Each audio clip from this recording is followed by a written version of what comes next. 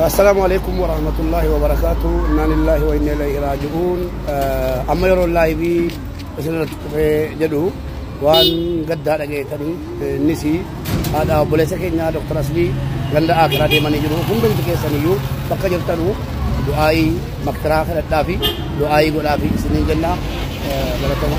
Ya, aku mubarakir beliau dia namun dulu orang rahim ulu boleh sekena Dr. Aslii Abdul Sabri saken ada samu orang bila kecapai yang ada sanggam majisu undi kesan itu akan mentak kesan itu doa itu dari mana karena masa itu di waroni Dr. Aslii akan dikasih anak satu doa itu dari sini galatama. Biyya lafaa kanarraa kan gatiinsaa ulfaata ani yoon taa'ee yaadu haadha natti fakkaata. Obboleessa yoo jette haalaan nama jijjiira. Waan barbaadu dhabnaan immoo du'aaf namatti hiriira. Obboleettiin madaaluuf kan ishiis galman ga'u jaalalli haadha hadda himee fixuu hin danda'u.